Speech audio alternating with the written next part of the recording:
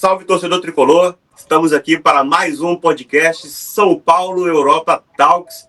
E hoje, mais uma vez, a presença do Brunão aqui comigo no estúdio. Seja bem-vindo mais uma vez, já faz parte da equipe. E temos também outra presença ilustre, que é o Zanqueta, que está lá na Espanha, mas conseguiu um tempinho lá para falar com a gente. Seja muito bem-vindo, Zanqueta. Bem-vindo, amigo. Obrigado, João, pelo convite. Prazer aí estar fazendo parte com vocês aí de novo do programa. Valeu. E bom, vamos... Mais uma data FIFA, né, Zanqueta? Né, Bruno? E os técnicos geralmente reclamam que não tem tempo para treinar e tal. Esse ano está sendo o oposto, né? O que mais tem é tempo. E eu não tenho visto muito o resultado desses treinos em campo. Não sei vocês, eu quero ouvir a opinião também. Mas é uma coisa atípica, né? No nosso futebol. Olha, eu acho que de tanto reclamarem, tá encontrando essa janela, né? Sim. Eu acho que eles reclamavam sempre mais por conta da questão física, né, meu? Jogo quarta, domingo, quarta. E atender ainda mais esse capricho que tem que ter. Eu acho até, vejo isso, não tem como não atender a seleção brasileira, né, meu? Sim. E todo o calendário que se tem com isso, mas... eu não vi vantagem, assim, não tenho visto essa grande... É o começo, né, de tudo. Né? O que você nos diz aí, Zaqueta? Então, a data FIFA estava se tornando um vilão para o São Paulo, né? Recentemente, a gente estava perdendo muitos jogadores, a gente viveu, a data FIFA virou um terror até por causa do Rames recentemente. Toda vez a gente via a data FIFA, a gente perdia o cara, a gente estava na expectativa dele jogar... Será que agora vai treinar? E a data FIFA virou um vilão.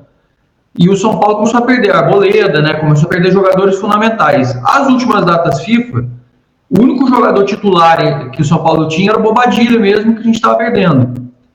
E aí, com as eliminações nas Copas, nós passamos a ganhar esse tempo e passamos a poder treinar mais, que era uma coisa que o Zubeldia não vinha tendo, e recuperar o elenco que estava sofrendo desgastes contínuos.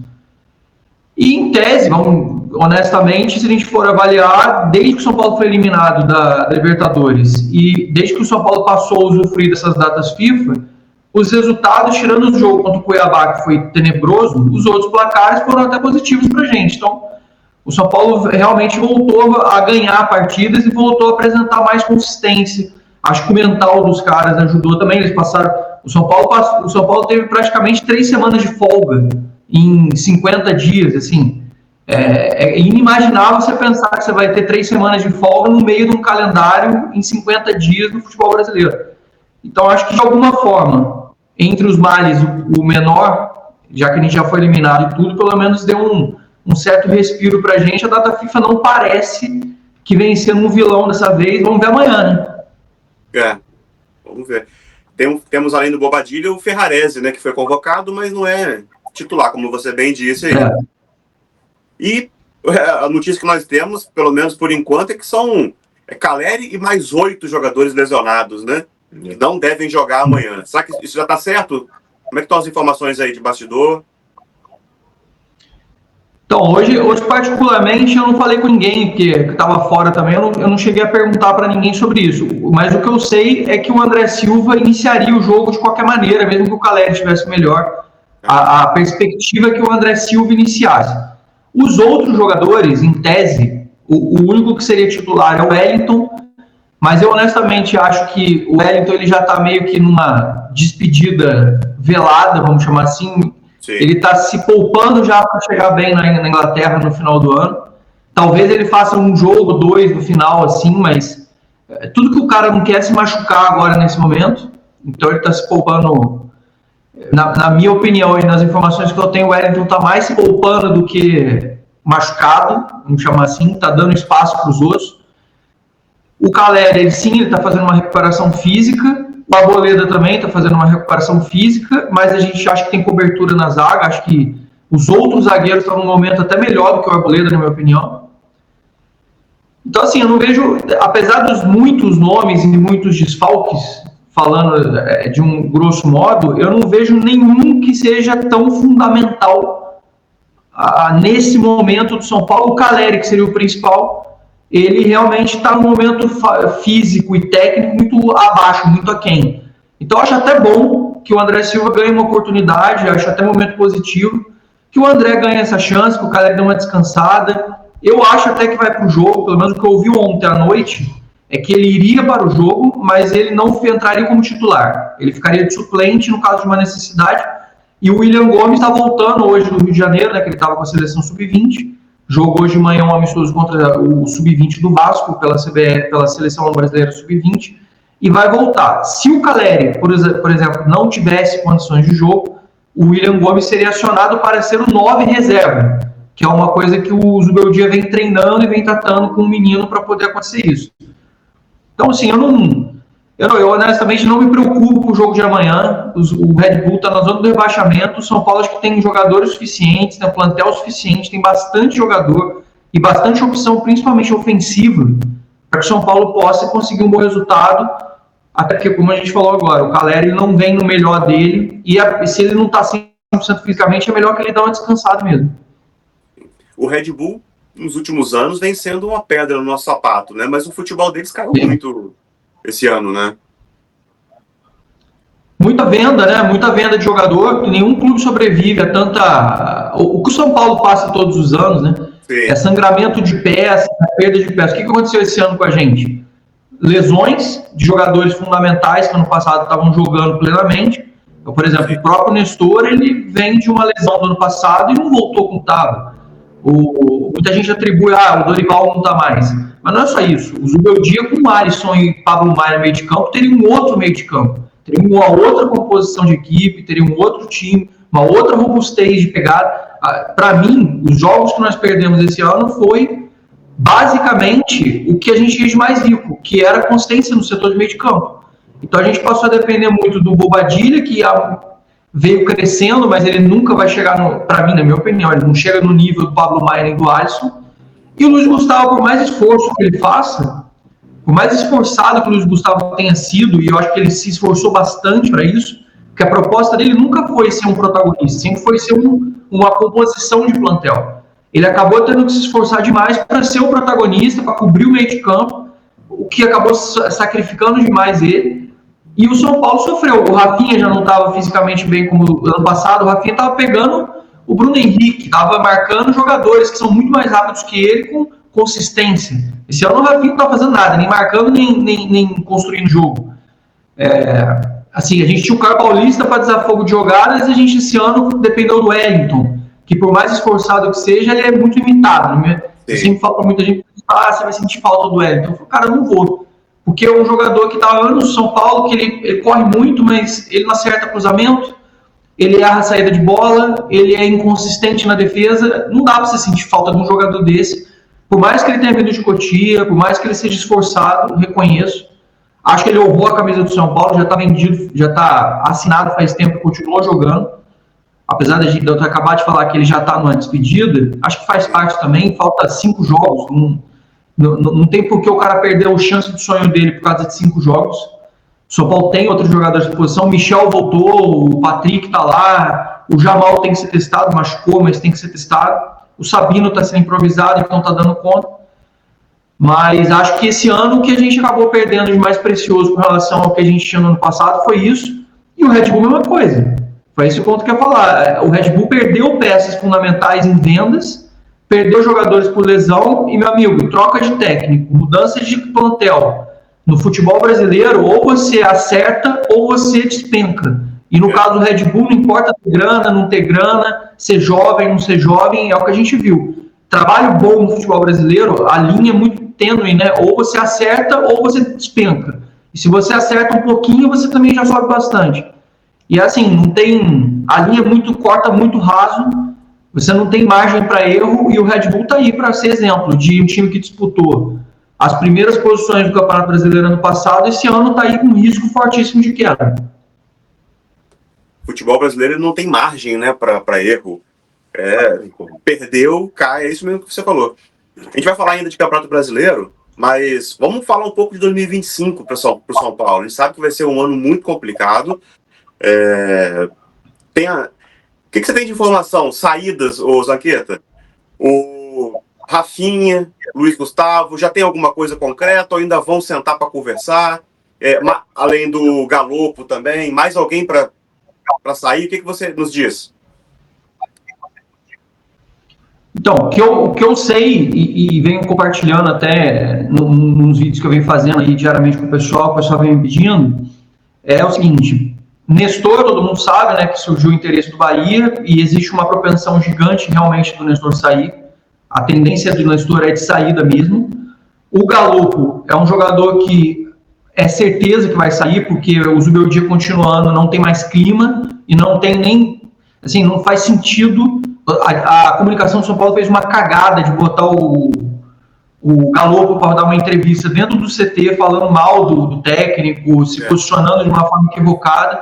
Assim, com o erro da própria instituição, a comunicação de São Paulo foi péssima nesse sentido e ali, de alguma forma, meio que selou a possibilidade do Galopo ter uma continuidade com o Zubeldia, com comissão técnica. Pegou muito mal, ficou muito ruim para ele. Ele realmente não conseguiu se firmar e é um jogador aí que o São Paulo pode beliscar 17, 18, 20 milhões e recuperar o seu investimento. E é um jogador que hoje é, sei lá, quarta opção, quinta opção. Faz sentido vender ele para o São Paulo dar uma melhorada no caixa. Aí sai Nestor, sai Galopo e os outros dois jogadores que têm fortíssima tendência de saída pelas propostas, não proposta, porque proposta oficial não chegou, mas sondagem o Bobadilha, que está muito valorizado. Sim. Bobadilha tem uma propensão muito grande de sair pela valorização que ele teve. São Paulo pagou 10,5 milhões de reais nele e estão chegando sondagens e consultas na faixa de 60, 70. Lembrando, o São Paulo não tem 100% dos direitos dele, o São Paulo só tem 60%. Então a conta, obviamente, não é receber 60 milhões, mas já é um retorno interessante para um jogador que nos últimos 2 meses mal jogou, mais estava na seleção do que estava jogando. E aí o São Paulo tem o Marcos Antônio, tem o Lisieiro que voltou, tem o Maia e o Alisson que vão voltar agora no começo do ano. Então, acho que o São Paulo tem possibilidade de reposição e botar um dinheiro para dentro e buscar até, de repente, um outro jogador igual ele no mercado, de 10 milhões e fazer esse ciclo que o São Paulo precisa, né? De compra barato, revende mais caro. Precisa mesmo disso. Não é bom, mas é necessário. E o Ferrarese, que é outro jogador que... Não, o William São Paulo não quer vender. O William São Paulo quer vender. O São Paulo recebeu uma proposta de 11 milhões de euros no meio do ano pelo William e o São Paulo não vendeu antes do William jogar, inclusive. Agora que ele jogou, o São Paulo realmente não tem... Na verdade, o São Paulo sabe que o William, se ele jogar mais e ele tiver mais consistência durante um período pequeno, o William vai catapultar para valer de 20 para cima. A gente sabe disso. Muita gente pede isso, inclusive. A gente sabe que se o William tiver um período de 6 meses, 1 ano, tendo uma regularidade, a tendência é que o valor do William ele cresça muito. Então, vamos imaginar, um cara que está valendo 11, sem jogar no meio do ano, agora ele pegando uma reta de consistência, é fato que ele vai dobrar esse valor ou até mais, para o São Paulo se vender, conseguir vender por um valor que seja adequado. O outro jogador era o Ferrarese, que é um jogador que também é titular da seleção da Venezuela, apesar de ter ficado no banco no último jogo contra o Brasil. Me disseram que o Ferrarese entrou no banco contra o Brasil para jogar esse último jogo da Venezuela porque os caras conheciam mais o Ferrarese e teriam mais elementos para explorar o ponto fraco. Achei meio ridículo, mas é só uma informação de bastidor. Botaram ele no banco contra o Brasil por causa disso. Então são esses 4 jogadores que têm muita consulta e que o São Paulo pode fazer um retorno de investimento ou vender e não sangrar o time principal. Se a gente for fazer uma análise, são jogadores que o São Paulo poderia fazer uma monetização interessante, financeira, e ao mesmo tempo você fala, mas isso não impacta no meu time titular, não impacta nos meus principais jogadores. De fato, não tem um impacto significativo, o São Paulo bota um dinheiro para dentro e se permite poder investir alguma coisa para o início de 2025, que não vai ser fácil. Eu queria ouvir o Bruno, na opinião, a gente falou sobre o Nestor. O Nestor cogitado no Bahia. Eu acredito que o Nestor tem futebol para a Europa. Não sei se ele tem esse sonho, eu acredito que sim, né? Todo menino que vem da base. O que você acha, Dudu? Olha, eu acho que sim. Eu acho que ele tem futebol para vir para cá, para a Europa. Ele consegue um time de ponta. Eu também acho. Porque nós também sabemos assim da qualidade técnica que tem esses jogadores. É claro que perde espaço, porque, como o nosso amigo Zanqueta falou, você vai perdendo peças durante o campeonato e formar um um esquema tático onde o Nestor consiga brilhar de fato é complicado. Por quê? Porque você está num campeonato muito competitivo. Você tem um calendário muito, né, muito apressado, de uma certa forma. Sim. Então, vindo para cá, eu acho até que o futebol dele cresce. Eu também acho. Não Cresce, porque, pô, não dá para dizer assim, ele é um cara meia boca. Eu acho que não. Eu acho até que ele tem muita qualidade técnica. O que ele precisa é dar uma sequência, cara. Eu acho que sempre falta uma sequência pro Nestor, cara. Ele perdeu a pré-temporada esse ano por causa de lesão, né? Ele Exato. ficou no final do ano passado, Cara, demorou a voltar. é mais azar do que falta de oportunidade, meu. Pelo menos na minha opinião, né? Eu enxergo ele no futebol inglês. Ele tem personalidade, é um jogador Sim, que é firme. tem visão. Eu acho até que, dentre esses campeonatos, eu acho até que o campeonato inglês é mais a cara dele. Eu acho Porque também. ele é de pegada, chega junto, é brigador. Eu acho que por aí. Eu acho também. Concorda, Zanqueta, que ele teria espaço na Europa, ou você acha que Bahia está de bom tamanho? Eu acho que o ano passado ele tinha uma possibilidade fortíssima de jogar no mercado russo, que ele tinha realmente uma consulta muito forte. Ele tinha essa expectativa de jogar, mas eram clubes russos, né? Não era nenhum clube de grande porte europeu, não era nenhum clube assim significativo. Mas acho que hoje, gente, se você botar no papel também, é aquela história, vocês principalmente que moram aqui na Europa, o pessoal confunde muito, né? Por exemplo, estavam falando muito sobre o Wendel, eu acho que é um assunto que vocês vão falar, mas você sabe que eu atropelo as coisas e Não tem problema. A gente vai falar, por exemplo, me falaram assim, Zanqueta, mas e o Wendel? Não é muito caro o salário do Wendel para o São Paulo? Gente, o Wendel ganha 125 mil euros aqui no Porto e ele ganha, além dos 125 mil euros, ele tem bônus trimestrais de 50 mil euros, o que daria mais ou menos 200 mil a mais, não tem 13º na Europa. Então, assim, é um valor que você soma diferente do Brasil. Outra coisa, a tributação europeia, ela segue uma outra tributação, muito mais pesada que a tributação brasileira. Então, quando o jogador vai para o Brasil, ele assina um contrato de CLT, que é 27,5% de tributo, que é a pessoa física, e você tem lá o contrato de imagem do cara, que fica entre 10, 12, 13, se o contador for muito ruim, 15. O cara vai pagar num tributo de imagem.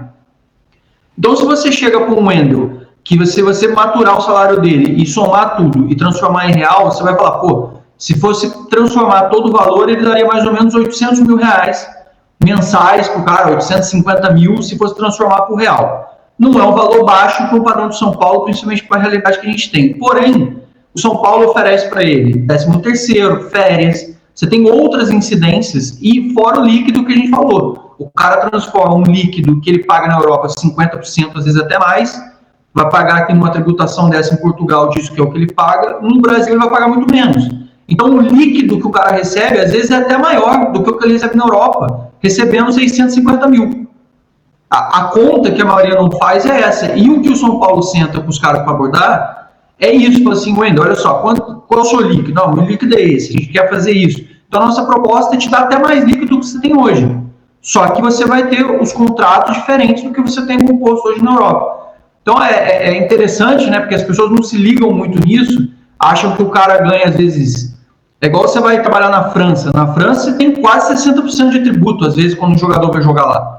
E os caras não se ligam nessas coisas. E essa conta precisa ser feita. Não à toa, o Gerson quis voltar para o Flamengo. Não é porque o Flamengo está pagando muito mais. O Flamengo, ele mais ou menos equiparou o que ele tinha líquido na França e o cara preferiu jogar aqui. Em casa. É isso que o pessoal não entende. Não sei se eu fui muito rápido ou se vocês entenderam a minha linha de raciocínio com relação ao Wendel. Faz todo e até com o Nestor.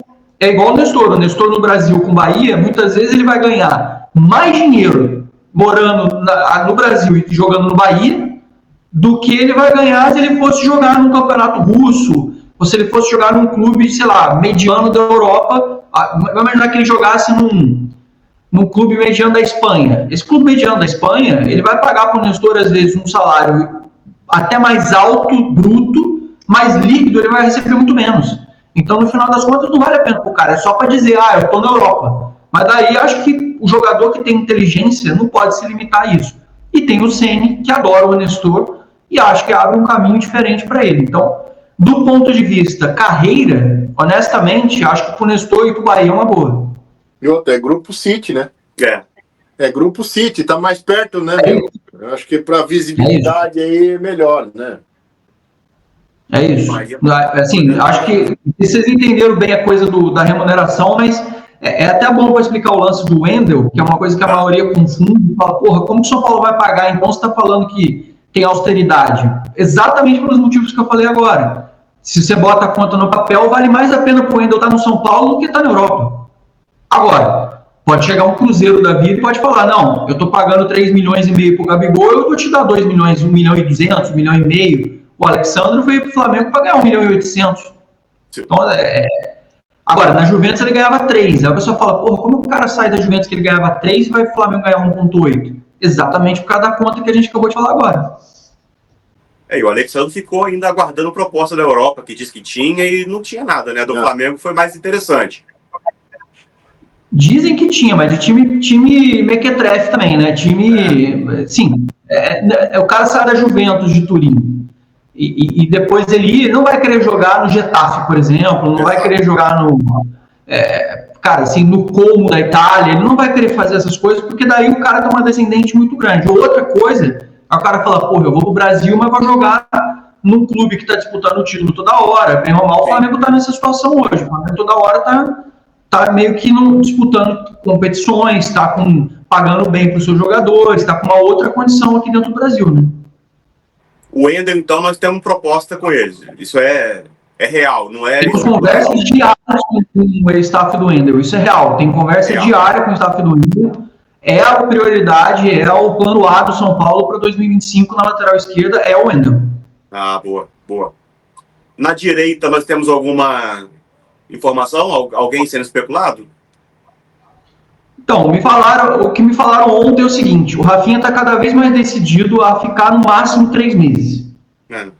A ficar no máximo 3 meses no São Paulo. Só que teve um negócio do calendário, essa mudança do calendário do Brasil, de antecipação, essas coisas todas, trouxe o Paulista para finalizar no final de março. Então, como o Rafinha teria que dar um sprint muito grande, todos os jogadores estão meio putos, vamos chamar, é a realidade, porque eles vão ter que forçar uma barra muito grande para já antecipar a preparação física, para eles estarem bem para jogar competitivamente. Porque, por exemplo, time do interior, os caras vão dar férias depois do Paulistão para eles. Sim. Ou vão dispensar depois, vão fazer tudo. Os jogadores do São Paulo já vêm numa temporada grande. Apesar de estar empolgando muito, os caras estão com o ano todo preso, né? Eles não ficam 20 dias seguidos, eles ficam 2 dias, 3 dias. E o Rafinha, o pensamento dele é encerrar no máximo até o final do Paulista. Pelo menos é a posição até ontem do que o Rafinha tem pretensão de fazer. Entendi. E com isso, o São Paulo, óbvio, tem que repor uma posição. E o Moreira, ele pode ser envolvido numa negociação com outras equipes. O Moreira ele tem uma perspectiva de envolvimento com outras equipes e, inclusive, o Porto está querendo comprar o Moreira porque o Moreira tem passaporte português. Sim. O Moreira está reticente. O Moreira não está muito... Como é que eu posso falar? O Moreira queria ficar no São Paulo, sabe? O garoto queria vingar no São Paulo, queria fazer tudo, só que ele perdeu muito espaço com o Zubeldia, pelo caso do jogo contra o Cruzeiro, que ele estava jogando muito mal, e o Zubeldia entendeu que ele meio que fez um migué ali, porque ele não estava bem no jogo, que tinha sentido uma lesão, e no final das contas não tinha uma lesão, gerou um mal-estar entre ele e o Zubeldia, tanto que ele perdeu o espaço, nunca mais foi relacionado, nunca mais jogou direito.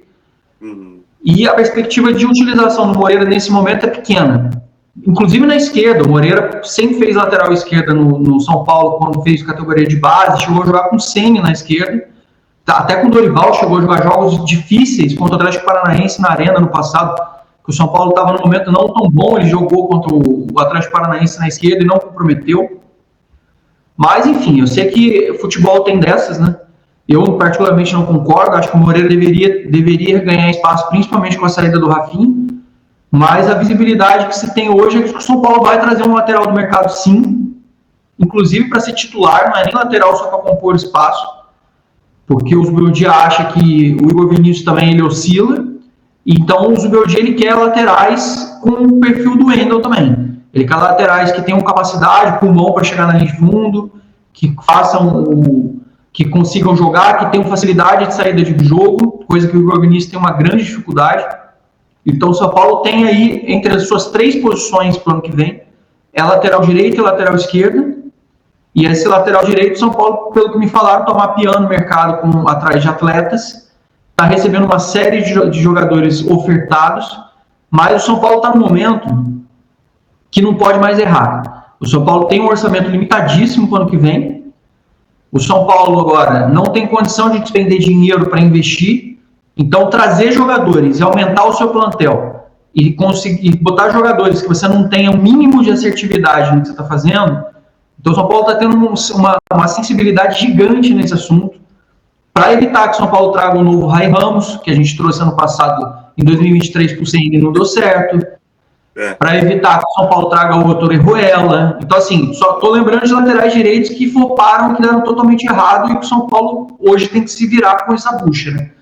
Então, eles estão tendo um cuidado grande para conseguir trazer um lateral. Muita gente falou, o Natanael do Curitiba está aí no mercado, está sendo oferecido, mas é um jogador inconsistente. O São Paulo também não sabe se vai render aqui, de comentários que fizeram. Eu acho que o São Paulo tem uma tendência a trazer um lateral direito do exterior. Pelo menos foi o que eu ouvi de interesses, de coisas que o São Paulo quer. E a última posição seria um meia, que a gente sabe que, todo mundo sabe. O Rames não deu certo, ok, mas o São Paulo, desde a saída do Rames, ficou carente de um jogador que, quando o jogo está muito fechado, os caras estão no ferrolho trancado, a gente não tem um jogador que circula melhor a bola, que quebra a linha, que consegue fazer uma coisa diferente. São essas 3 posições. Ganso tem alguma coisa? Você acha que tem alguma coisa de Ganso? Ou... O Muricy gosta dele. O Muricy gosta do Ganso. O Ganso, ele nem vê com maus olhos a saída. A questão é que com o Zubeldia não joga. O Zubeldia, jogador desse perfil, não joga. Então, o que a gente está falando, o Muricy adora, o Ganso é um jogador talentoso e técnico, mas o Zubeldia não tem nenhuma predisposição de montar um esquema tático com um jogador de meio de campo e fazer o time jogar em função dele. No caso do Ganso, é um pouco isso. Então, pela perspectiva que tem dentro do São Paulo hoje, o Zubeldia é um jogador mais agudo, agressivo, vertical, que vai para cima.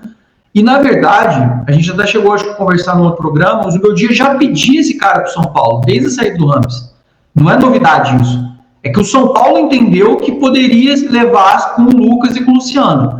Só que com as eliminações, o Zubeldia sentou na mesa de novo e falou, vocês viram que na hora que a gente fica com 0-0 contra o Atlético Mineiro, com 3 zagueiros totalmente fechados, que quando a gente está contra o Botafogo agredindo a gente precisa realmente conseguir ter um jogador e um atleta que consiga ajudar o Lucas, consiga ter laterais que subam, a gente precisa ter recurso, coisa que a gente não teve nesse ano. Você falou do orçamento limitadíssimo, nós estamos falando de 75 milhões, algo em torno disso, né, para o ano que vem? Não, na verdade é o seguinte, o orçamento do futebol todo para o ano que vem são 350 milhões. Tá. O orçamento todo do futebol, mas isso é para tudo, para pagar salário, é para pagar conta dos outros anos, é para pagar novos jogadores que chegam, é para pagar tudo. Tem uns 75 milhões que eu até abordei ontem, que é o seguinte, no orçamento de 2025 do São Paulo, o São Paulo já tem comprometido 75 milhões. O que são esses 75 milhões?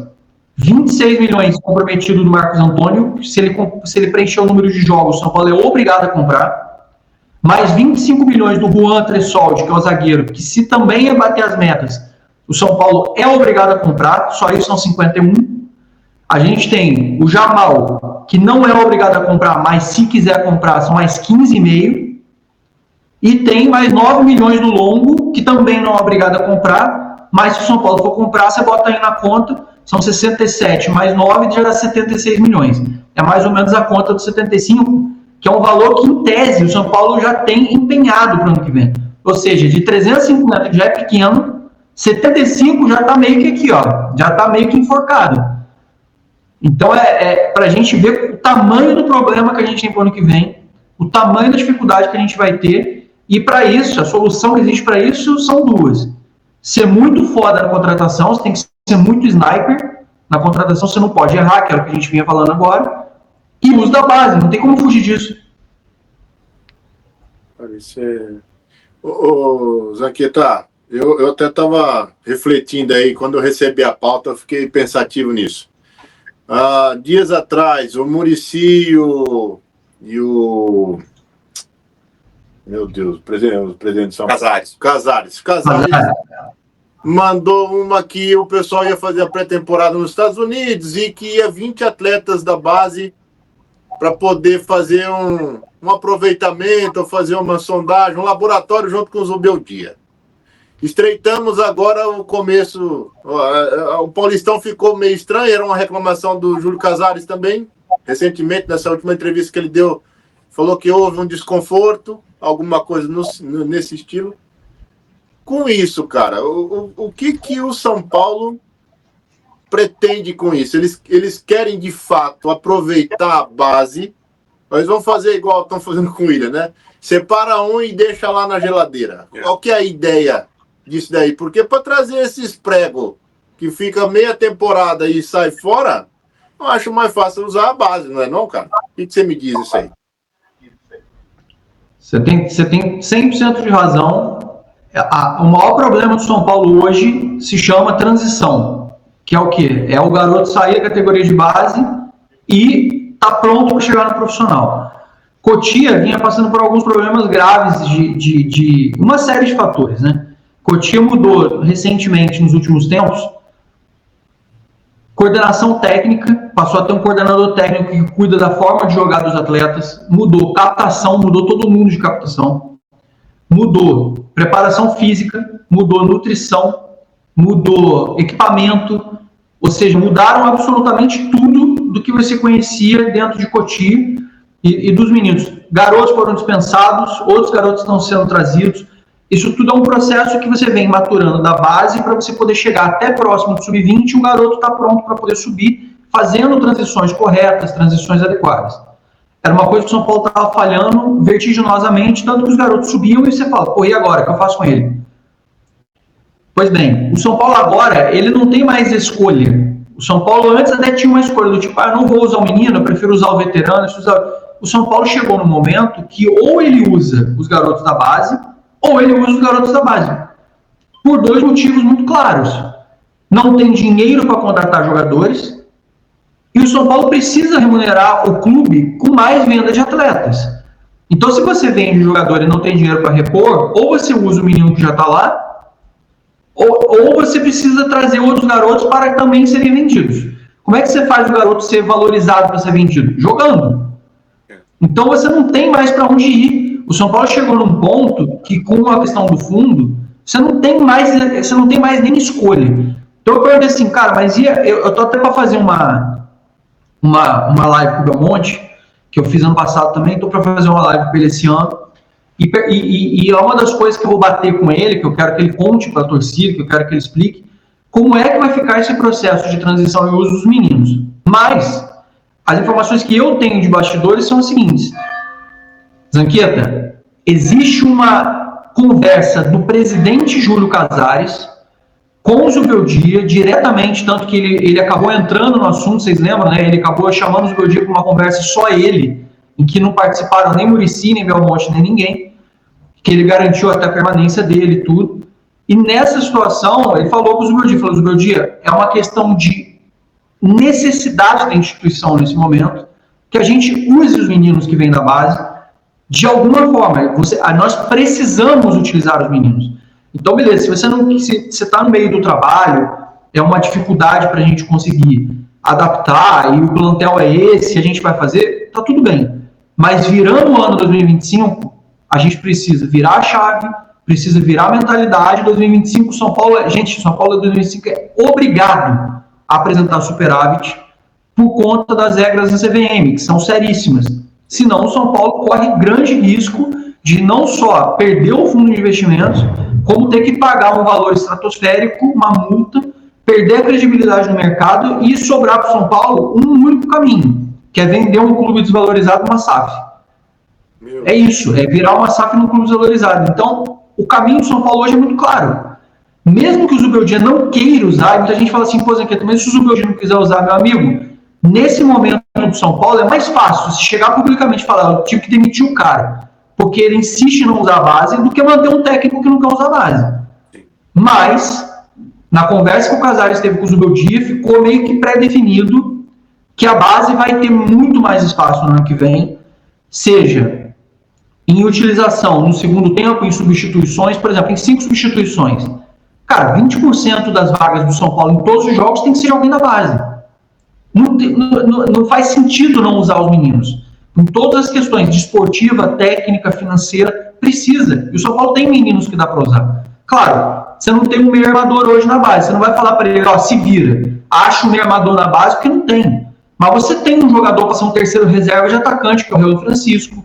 Você tem um jogador para jogar aberto pela direita, que é o Ferreira. Você tem um jogador que você pode usar para jogar na lateral direita, que é o Felisberto, que você pode usar de vez em quando, que está na seleção sub-20. Você tem um Riquelme e um Nicolas, que podem cobrir um espaço na lateral esquerda.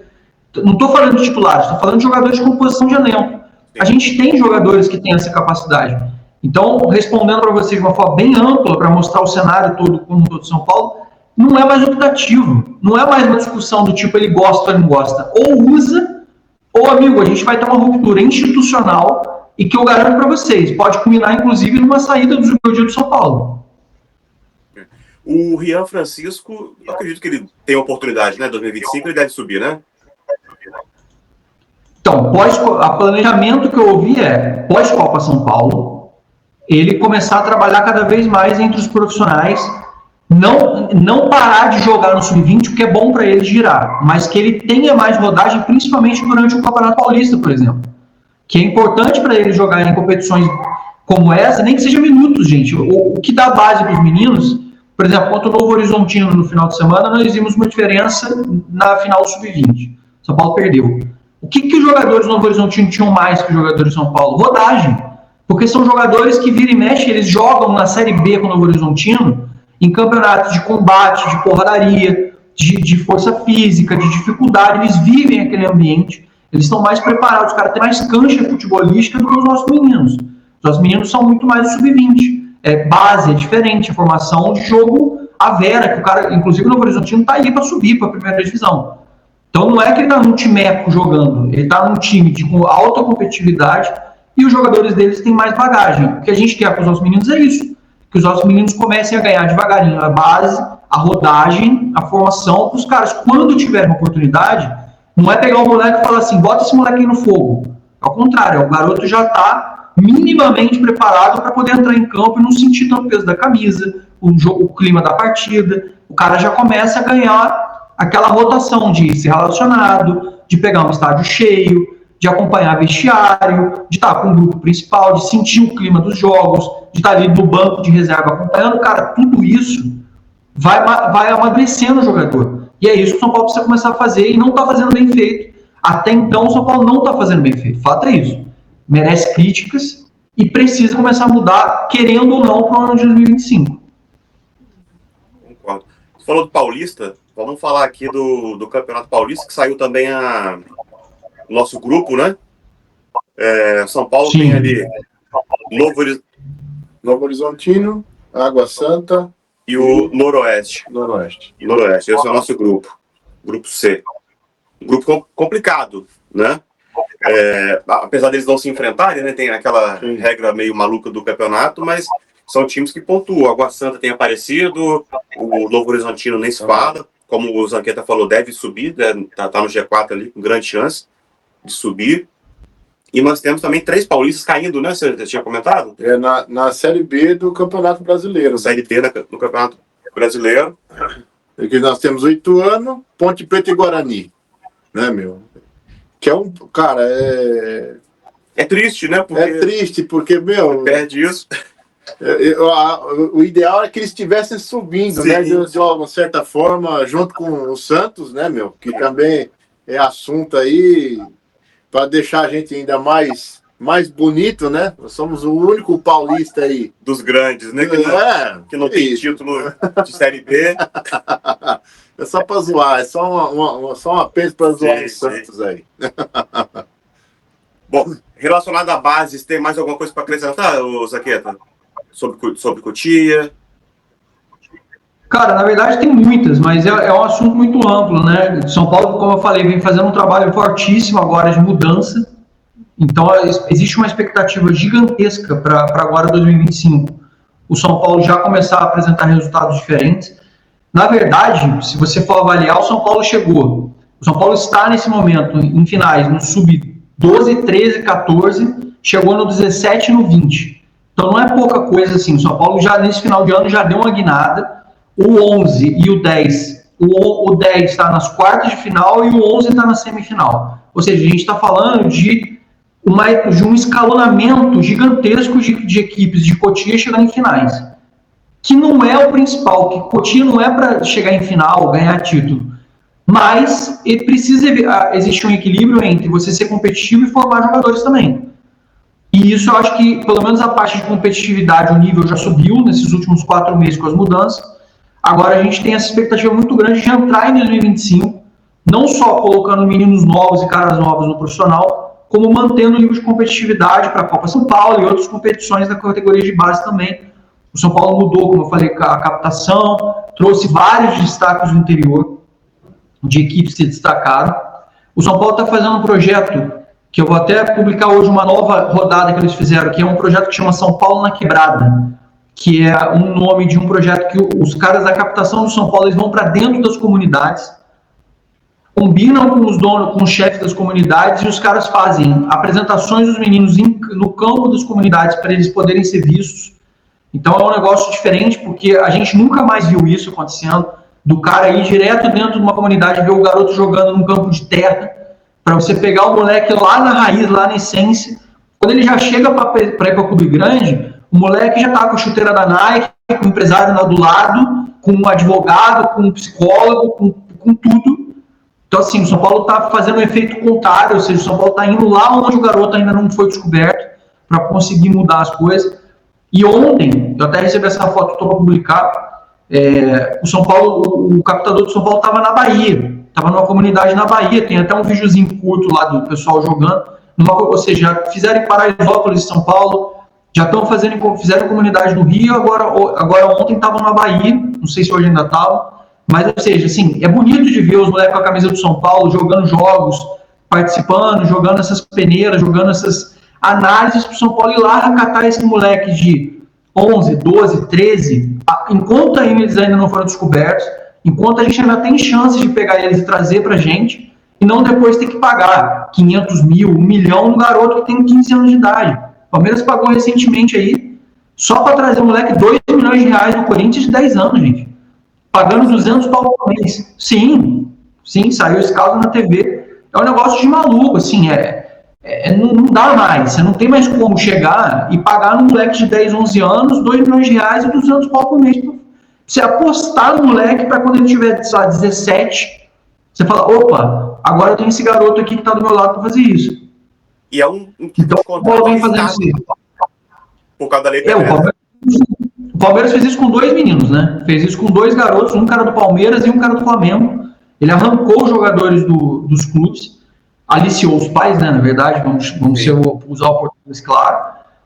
E é mais ou menos o que o Santos fazia, tá? O Santos lá atrás, no passado, ele fazia isso com os meninos. Ele pagava muito alto pro Neymar, pro Felipe Anderson. Ele tinha uma galera ali, ele tinha alguns jogadores que deram muito certo. Teve muito jogador que o Felipe Anderson e o Neymar, por exemplo, não deram muito certo. Mas tem muitos outros meninos que não deram certo, que não foram tão bons assim, e que eles também arriscaram alto para trazer esses meninos. Mas o Santos tinha essa característica de puxar jogadores, o Gabigol, o Neymar tinha outro menino, o Robinho, o Diego, ou seja, são jogadores que o Santos fazia. Agora, ele fazia isso para 10 jogadores, só que 2 dando certo, você está falando de cifras muito altas, né? Então, assim, é um processo diferente, por isso que é tão importante, e por isso que eu estou valorizando e focando tanto isso, que esse projeto de São Paulo pode parecer só mais um projeto, mas o captador que veio para São Paulo, que era o captador do Vasco, ele fazia isso no Vasco, o Vasco estava quebrado, não tinha dinheiro nenhum, devia salário até para funcionário, e o Vasco competia e ganhava o campeonato no Rio de Janeiro contra Flamengo, contra Fluminense, contra Botafogo. Ou seja, dando cotia para o cara, mais a estrutura do São Paulo, a tendência é o quê? Que o São Paulo consiga atingir resultados muito superiores ao que atingia até então e garimpar jogadores aonde ninguém está garimpando. Porque hoje todo mundo vai lá e assiste campeonato sub-20, campeonato sub-17, Copa do Brasil Sub-15, campeonatos especiais, assim, e digo isso porque, porra, meu filho foi jogar com 9 anos de idade no Campeonato no Sul, tava lá um olheiro do Palmeiras lá falando, me abordou lá para falar, cara, 9 anos de idade, isso foi 2018. Então, assim, a gente está falando que não tem mais escapatória. O futebol brasileiro, onde tem campeonato grande, já tem olheiro, já tem gente. O São Paulo está indo aonde não tem essas pessoas ainda, que é dentro da própria comunidade, porque os moleques não têm acesso a nada, eles não têm acesso nem a equipamento, nem a treinamento e nem recurso para estar nesses grandes campeonatos. Então o cara vai lá e capta ele antes, quando ele ainda está numa idade que você pode preparar fisicamente, tecnicamente, que hoje precisa muito disso, e consegue trabalhar isso. Então acho que, você perguntou de Cotia, acho que o maior destaque que eu posso dar hoje para o São Paulo, além de tudo que eu falei antes, é realmente esse projeto novo do São Paulo de conseguir resgatar o que era feito no passado, que é onde você ainda não tem essa concorrência extrema dos clubes. Não, muito importante ter falado isso. Muito importante. E eu li ontem também no blog do São Paulo sobre o anúncio, né, do presidente aí da São Paulo University. O que você tem a dizer pra gente aí desse projeto? É pioneiro. Né? Eu sou meio reticente com projetos assim, porque eu acho que educação é um negócio muito sério, né? Eu particularmente, eu sou um cara meio cético para essas coisas, porque apesar da ideia ser fantástica, acho que a ideia em si é fantástica. Se fosse de outros times, a gente ia falar, porra, você viu como os caras são visionários, como os caras são inteligentes, como é que os clubes estão na frente. Acho que o São Paulo fez um movimento muito bom, muito interessante. Porém, na minha concepção, clubes que têm política por trás, não são SAFs, existe uma susceptibilidade muito grande de mudança dos presidentes. E aí sai o Casares, e você não sabe quem é o próximo presidente, se esse projeto continua. E, cara, uma faculdade dura 5 anos. Como é que vai ser no futuro? Então, isso pode ser uma coisa incrível, como pode ser um tiro no pé gigante do São Paulo, em termos de instituição, colocar um nome em projetos longevos, em que a gente sabe que política pode influenciar e prejudicar lá na frente. Como se trata de educação, meu medo você já imaginou depois do mandato do Casares, quando você está formando a primeira turma, chega um presidente e fala, não quero mais esse projeto aqui. Como é que fica o cara que entrou lá com o sonho de, eu vou fazer um estágio no São Paulo porque eu estou fazendo faculdade aqui dentro? Então, assim, me preocupa muito isso. Na hora que eu ouvi a notícia, eu falei, pô, são duas alegrias, né? A alegria do visionário, do ser incrível, é pioneiro, de ser vanguardista, e da realidade do clube, que é uma realidade difícil, que a gente sabe que existem essas rupturas políticas, essas vertentes, essas mudanças, e isso me preocupa para o futuro. Então, assim, até que vocês mudaram até a fisionomia quando eu falei isso, mas a gente tem que pensar, não adianta, é uma realidade do Brasil e do São Paulo, essas turbulências, e de verdade, me preocupa muito para o futuro, principalmente para quem vai entrar na faculdade agora. Eu não tinha pensado por esse lado, não, mas tem razão. Eu não tenho essa preocupação, porque, assim, eu não acredito que o São Paulo vai fazer uma baita divulgação dessa para um negócio ser uma temporada só. Né? Um próximo presidente... Mesmo porque eu vejo também, cara, eu vejo com bons olhos e gosto de usar a terminologia que você usou, Zanqueta, porque foi visionário. Por quê? Primeiro porque o Brasil, de uma certa forma, na parte de gestão de futebol, é meio botequeiro às vezes, né, cara? A gente vê assim, uns negócios, sabe, para ser muito rápido, para dar resposta muito rápido, então eles querem achar a solução no Eureka. Muito amador, né? Muito amador. Eu acho que profissionalizando isso, dando oportunidade para pessoas investirem, de uma certa forma, intelectualmente no futebol, isso é muito bom, cara. Isso é muito bom. Eu acho até que vai vir mais parceiros para isso. Por quê? Porque é um campo onde se ganha muita grana, sim, que precisa de muito cara especializado. A gente vê pelo São Paulo quantos anos nós padecemos aí no Refs, tendo a melhor estrutura, uma das melhores estruturas do país, referência, e aguardando profissionais que estivessem de ponta comprando os profissionais, os atletas, né? Sim. Então a gente vê que fisiologia, como eles apresentaram, e outras artes do futebol, que hoje é muito carente. Muito carente. E o futebol brasileiro, cara, a gente olha aí, Série A, Série B, só do Brasileirão, Nós temos 40 equipes de ponta, Sim. aguardando profissionais especializados. Então não dá para ser assim, pega um administrador de empresa, sou eu, mas não tenho competência para poder falar de time de futebol, que é cifra de milhões, né, envolvendo um craque, um moleque que chega aí de uma hora para outra já está valendo, igual a multa do William, que é 700 milhões. É uma cifra que eu de fora, e até perguntar isso para Zanqueto, para você, porque como é que chega nessa cifra, né? Isso é para especular o mercado, para ver se alguém pega esse lambari com isca aí, né? Para blindar a saída fácil, né? Porque eu não consigo entender. Ele falou em 20 milhões De euros, né? de euros, né? De euros. Mesmo assim, mesmo fazendo as 6. Então, eu vejo até parte de marketing que o São Paulo nunca teve, está tendo agora com o Júlio. Ele fala, não defendo o Júlio Casares, não. Mas eu acho que foi muito boa. Está sendo boa, muito boa. Principalmente para dar visibilidade ao São Paulo em muitos cenários. Então, acho e vejo com bons olhos e espero, confiante, viu, Zanqueto, que esse projeto perpetue até mesmo para poder atingir outros times e dar uma qualidade melhor no nosso futebol. E até aproveitando o ensejo, esse projeto de Cotia, de buscar molecada no campão de terra, né? O Vanderlei, o Luxemburgo falou tempos atrás sobre isso, porque ele também, de uma certa forma, equilibrava o jeito que o futebol brasileiro joga. E ele fala justamente que perdeu muito a identidade do futebol brasileiro, de pegar a bola e conduzir, tentar arrancar 2, 3 marcadores para poder abrir jogada. A gente não tem tido isso, né? Fato da nossa seleção hoje está pareada com as outras seleções aqui na América do Sul, né? E ele falava isso, porque faltou o terrão. Né? A gente trouxe uma mentalidade europeia para dentro do futebol brasileiro e a gente acaba de ter o futebol arte já não se vê mais. Então é muito bom. Isso daí é muito legal para o São Paulo, meu. E vai encontrar. Eu tenho certeza que vai encontrar talentos aí na quebrada. Tenho certeza, cara. Tenho certeza. Isso vai ser muito bom. Eu acho também. Vamos falar de Campeonato Brasileiro, então? Vamos, né? Bora. Essa pausa de data FIFA aí. O Brasil joga hoje, né? Joga. É um jogo do Brasil. O Uruguai. Hoje. Mas vamos falar do que interessa pra gente. São Paulo joga amanhã. Horário bom aqui para Portugal, que é coisa rara, né? Um jogo 7h30, mas é porque é feriado, né? Tem na Ciência Negra amanhã? Exatamente. É isso? Então, devido ao feriado, a gente foi premiado aqui em Portugal, um jogo às 7h30 da noite. Bragantino e São Paulo. Bom, vamos dar uma olhadinha antes de falar sobre a rodada. Na classificação, você é pé quente aí? Você consegue dar uns palpites assim certeiro? Como é que é? Cara, não sei se eu sou pé quente se vai dar certo o palpite, mas eu acho que amanhã o São Paulo tem, de verdade, assim, do fundo do coração, o São Paulo tem a obrigação de ganhar esse jogo contra o Bragantino.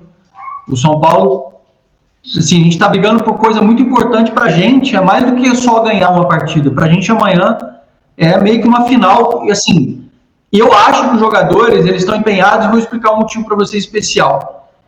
Os jogadores, se eles classificarem e o São Paulo ficar na vaga de grupos da Libertadores, os jogadores vão ter mais tempo de preparação e folga e descanso de férias do que se o São Paulo pegar uma pré-Libertadores.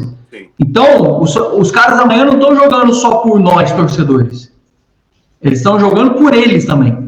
Então, meu amigo, quando o cara não joga nem por ele, esquece, tá? Se o São Paulo não conseguir bem nesses 5 jogos, pode abandonar, porque assim, eles estão jogando mais do que por nós dessa vez. Eles estão jogando por eles próprios, pelo bem-estar, para ter mais tempo com a família, para ter mais tempo com o filho, para ter a viagem, o descanso. Os caras estão lutando por eles.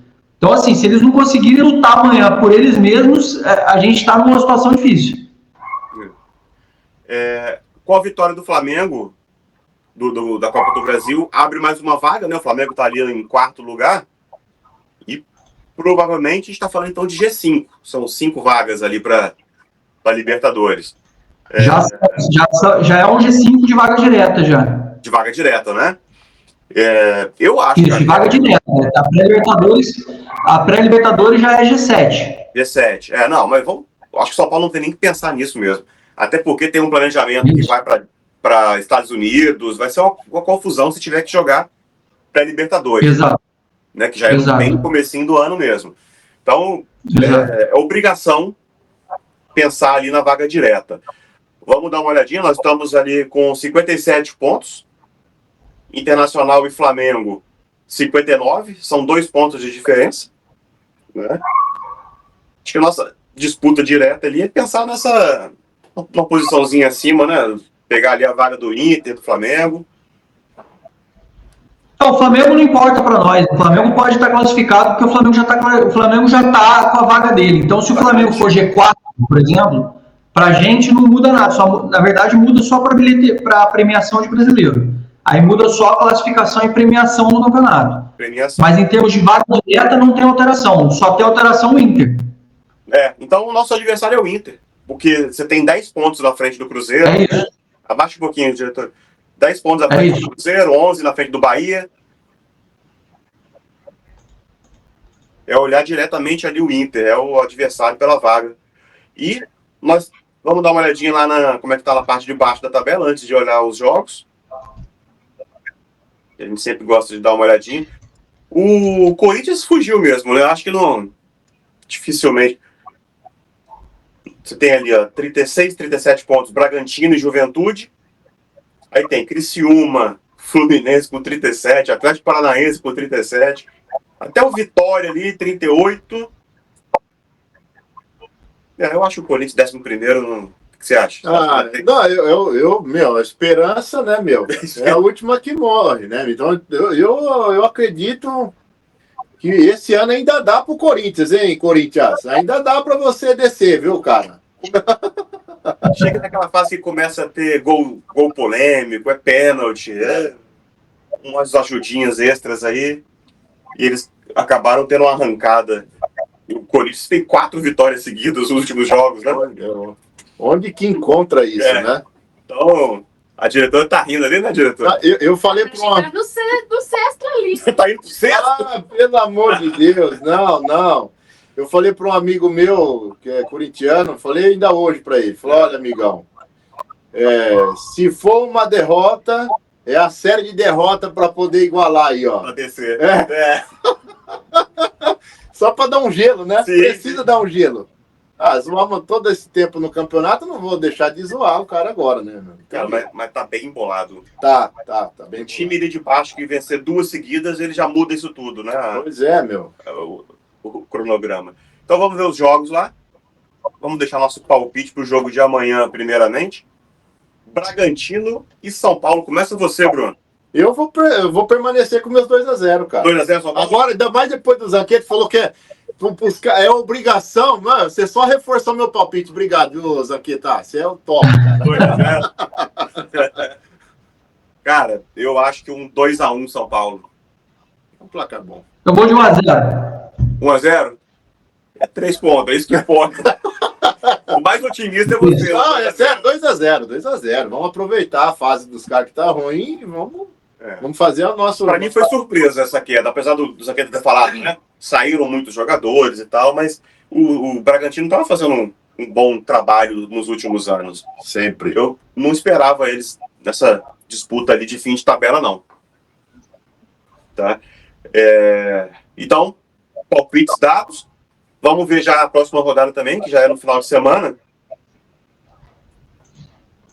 Cara, o Botafogo pega o Vitória, olha que bárbaro, no sábado. E o São Paulo tem o Atlético Mineiro dentro de casa. O Atlético, acho que esqueceu o brasileiro, tá focado só na Libertadores, né? Na final da Libertadores. Porque se o Atlético não vence agora esse título, eles ficam fora. Eles não têm mais chance ali de chegar para pegar a vaga de pré-Libertadores nem nada. Eu, pelo menos, acredito que não. Então, eles devem estar focados para ganhar esse título. Devem vir com um time bem... A final é o quê? Dia 30? Sabe? É o último... dia 30. Final da É Libertadores. 27, se eu não me engano. Acho que é 27 a final da Libertadores, se não me engano. Alguma coisa, deixa eu ver aqui. Eles não vão querer... São Paulo vai jogar em casa. Não, contra o São Paulo eles vêm com o time reserva, com certeza. É 30/11, dia 30. Dia 27 é o jogo do São Paulo contra o Galo. Ou seja, os caras não vão jogar contra o São Paulo com o time titular nunca na vida. Não vão... O risco de perder um Não tem jogador... chance. Não tem chance nenhuma do Atlético Mineiro jogar. Esses 3 pontos o São Paulo vai ter que ganhar. Assim, é certo. Por isso que é tão importante o Red Bull. O Red Bull é super importante ganhar, porque a gente sabe que ganhando deles, a gente já tem 3 pontos contra o Atlético Mineiro e o Internacional e o Flamengo, eles se pegam. Então, assim, a gente tem a nossa chance mesmo. O Inter pega o Bahia. Sim, o São Paulo pega times do Z4 na parte. O São Paulo vai jogar contra times da parte de baixo da tabela, na sua maioria, e tem um jogo contra o Botafogo. O São Paulo tem um jogo que é o último contra o Botafogo, que o Botafogo pode estar disputando contra o Palmeiras e fora de casa. Ali pode ser, assim, um marco determinante. Mas a gente sabe que o futebol 5 rodadas é muita coisa. Então pode ser que o São Paulo consiga dar uma arrancada, aí, vamos chamar assim, de pontos. Eu acho factível, é possível. E o São Paulo consiga ganhar pontos importantes, dispare aí para uma distância confortável do Internacional. E por que não o São Paulo já não chega na última rodada, já garantido com essa vaga direta? Se bem que, se o Botafogo ganhar também a Libertadores, o São Paulo, mesmo ficando em sexto, o São Paulo já vai estar classificado para a vaga direta também. Então a gente está falando de muitas coisas, mas tem muitos nuances, né? O Botafogo sendo campeão, o São Paulo já vai estar na vaga direta também. É isso. Tem essa chance também. Então vamos deixar palpite? Começa dessa vez você, Zangueta. Cara, esse aí já pode botar aí 3-0 pra mim, tranquilo. Boa. É isso aí. Você roubou meu palpite, cara. Aí é difícil, hein, meu? Ó, eu amo palpitar pro Atlético Mineiro, primeiro porque foi o único jogo que eu assisti no Morumbi, foi São Paulo e Atlético Mineiro, com o gol no finalzinho. Bem, gol do Luiz Fabiano. Logo quando eu tava entrando no estádio, já vi aquele menino que tá agora no acho que é Esporte. Esqueci o nome do atacante. Osvaldo correu pela esquerda, cruzou na área, o Luiz Fabiano veio de cabeça e mandou 1-0. E aí o Atlético empatou, isso em 2014. E o Pabon, grande Pabon, lembra? Caramba! Pabon fez um gol na vitória num frango do goleiro do Atlético. Então, pode repetir o placar, não? Deve ter sido o único gol da vida dele, né? Você assistiu o único gol do Pabon. Eu nunca torci tanto na vida para aquele cara. Era uma falta, ele fez um gol de falta. Olha, meu. Mas então, eu vou... Pode. Eu não vou repetir o teu placar, não, porque você é muito especial hoje aqui na bancada, né, meu? Então eu vou colocar 2-0 São Paulo. Eu achei que você ia ser mais ousado. Eu vou falar 4-0 São Paulo. Boa! Um desses aqui vai ter que acertar. 4-0. Quero ver gol. É isso. O jogo pra gente que vai ser domingo, 00:30. Nossa, 00:30. O jogo é sábado. O jogo é sábado do Brasil. Ganhar porque é meu aniversário. Opa, vamos ter bolo, hein? Vamos ter bolo. E, cara, com 6 pontos, eu acho que a gente entra de vez ali nessa... Não sei. O Inter tem lá o Bragantino também, no final de semana. Vamos ver. O Bragantino tentando fugir de zona de rebaixamento. Não acho jogo fácil, não. O Flamengo tem o Fortaleza. Né? De Campeonato Brasileiro, então, deixamos nossos palpites. Quer acrescentar alguma coisa de Brasileirão, ou Zaqueta? Eu acho que o jogo de amanhã é crucial para o São Paulo. O jogo de amanhã é crucial. O São Paulo tem que ganhar. Assim, acho que o foco é entre os jogadores, entre comissão técnica, como a gente falou. Os jogadores têm motivos, tem muitos motivos. A diretoria ofereceu uma premiação para os caras conseguirem chegar no G4, ou seja, tem uma motivação financeira, tem uma motivação de ter mais tempo de férias. É fundamental que o São Paulo consiga a vaga direta. Claro, se o Botafogo ganhar, dá para relaxar, a gente não precisa sofrer tanto com relação à questão da vaga direta, mas para o ano que vem, com o calendário que tem, com tudo que a gente está falando, o jogo de amanhã tem uma conotação muito maior do que o que a gente imagina pensando em futuro. Então não é só um joguinho, não é só uma partidinha, não é só mais 3 pontos. Não ganhou, depois está para beliscar. Não, São Paulo tem que entrar no jogo de amanhã para matar, para ganhar os 3 pontos, para fazer saldo, para conseguir realmente se solidificar, porque se o São Paulo não beliscar a vaga direta, o Atlético Mineiro ganhar do Botafogo e o São Paulo tiver que entrar em pré-Libertadores, a gente está falando de um buraco muito grande que a gente vai entrar. Vai virar um caos o calendário do ano que vem para o São Paulo em janeiro. pode comprometer físico, pode ser eliminado para Libertadores, assim, a gente não pode botar soberba na frente. Então, o jogo de amanhã, ele tem, sim, uma importância crucial para o São Paulo e para o São Paulino. Então, o jogo de amanhã, assim, tem que olhar como final mesmo de campeonato, porque a vaga direta esse ano é meio que para falar, puxa, pelo menos em 2024 nós levantamos a Supercopa e conseguimos a vaga direta na Libertadores. Então, o ano teria sido razoável, vamos chamar assim. Sim. Se o São Paulo não classificar na vaga direta, vai ser um ano muito ruim do ponto de vista esportivo para nós, comparado ao que poderia ter sido. Tem que contar a premiação também, né? Porque é uma vaga, um G4 tem uma premiação maior do que um G6, G7. 10 milhões a mais do que o G6. São 10 milhões a mais do que a gente teria como sexto colocado. 10 milhões, velho. É uma boa diferença. Bom, eu acho que falamos sobre todos os pontos. Esquecendo alguma coisa, não, né? Não, acho que não. Só para fechar, então, aí já...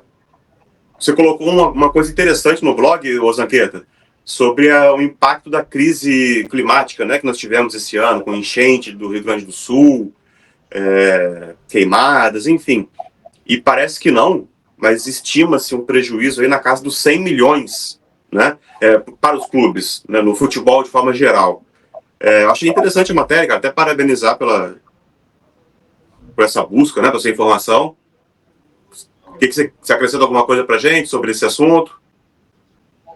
Assim, eu já estou numa faixa de idade que a maioria dos torcedores não gosta desses assuntos, né? Mas eu já estou num momento de vida que eu só falo assim, mas você já está mais velho, né? Até meus filhos falam, pô, pai, tem gente que se preocupa. Eu falei, cara, não sei se preocupa, mas acho que a gente que já tem uma outra realidade, um outro contexto, né? A gente precisa começar a pensar numa amplitude maior, porque, por exemplo, a gente ficou muito tempo aí discutindo nos últimos 40 dias sobre gramado no Morumbi, por exemplo. Uhum. E, cara, o gramado do Morumbi, o São Paulo não jogou com o Sub-20 na sexta-feira lá, final do campeonato, porque as chuvas impactaram brutalmente o gramado. O São Paulo, ele tem que trocar o gramado 2 vezes no ano, às vezes 3 vezes no ano. Isso é um custo grande. E por que troca? Pela mudança climática. Então, você fala assim, porra, é um detalhe, isso é uma bobeira. Então, ou então troca logo para sintético. Não dá para ser tudo assim, sabe? Então, esse tipo de matéria, eu acho que é meio que para...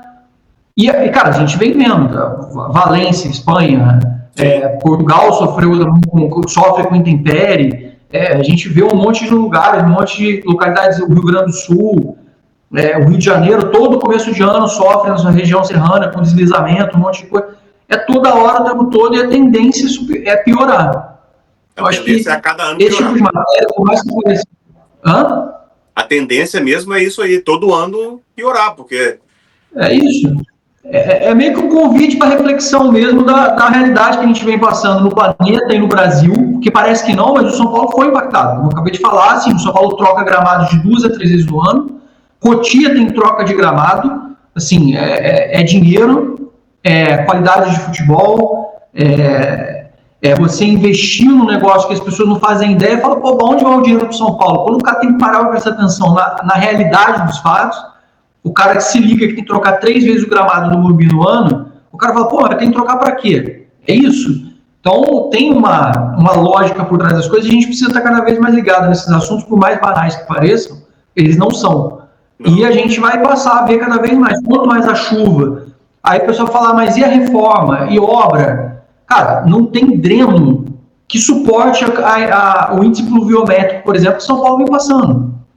Eu falei com o diretor de infraestrutura do Morumbi há 2 semanas atrás, o Eduardo Rebouças, ele me falou, Zanqueta, não tem índice pluviométrico suportável com essa intensidade de chuva que a gente vem passando na cidade de São Paulo, não comporta mais. Não é uma questão de ter o sistema de drenagem bom ou ruim.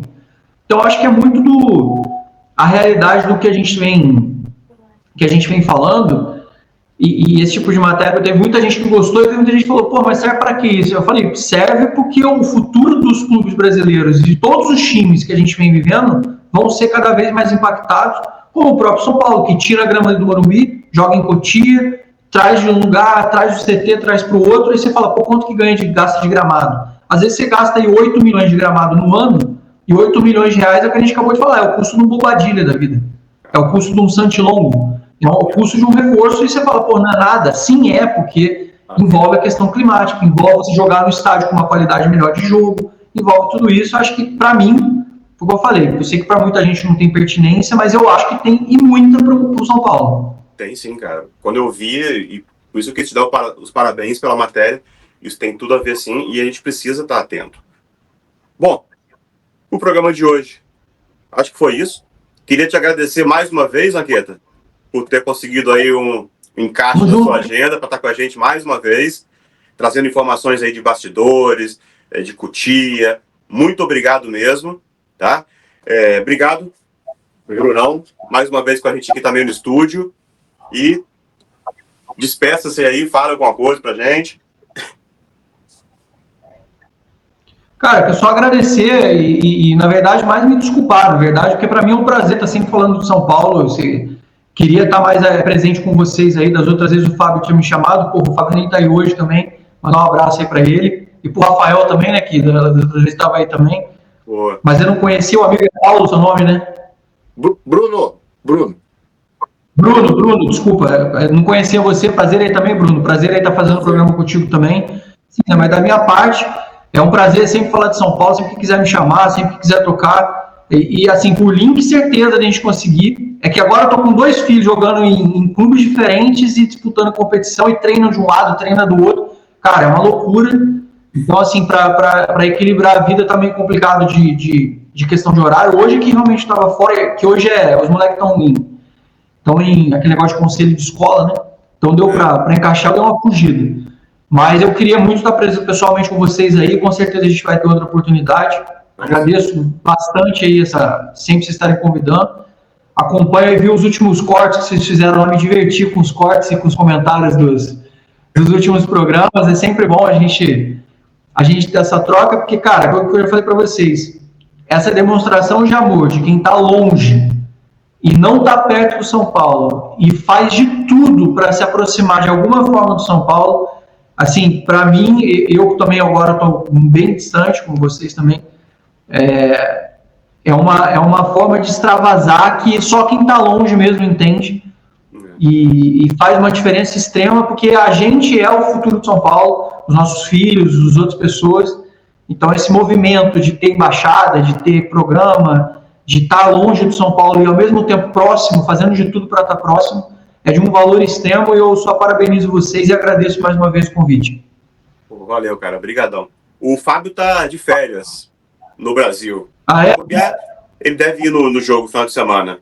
São Paulo Atlético, ele deve estar lá. Boa. Tá bom? Obrigadão mais uma vez. Fala dos patrocinadores. Kitchen Brunos, melhor pizza, melhor cachorro-quente, melhor lasanha da região aqui de Cascais, Alcabideste. É ou não é, diretora? Opa, segunda. E a Moto Spot, oficina de moto aqui dos nossos amigos. Também, a gente aconselha muito. Melhor oficina da região. Também. E é isso aí, gente. Obrigado. Tá? Quem ficou com a gente até o final aí, só lembrando, deixa seu like, se inscreve no canal aí, porque isso ajuda pra caramba. Né? E vamos São Paulo. Vamos São Paulo. É isso. Tamo junto, abraço.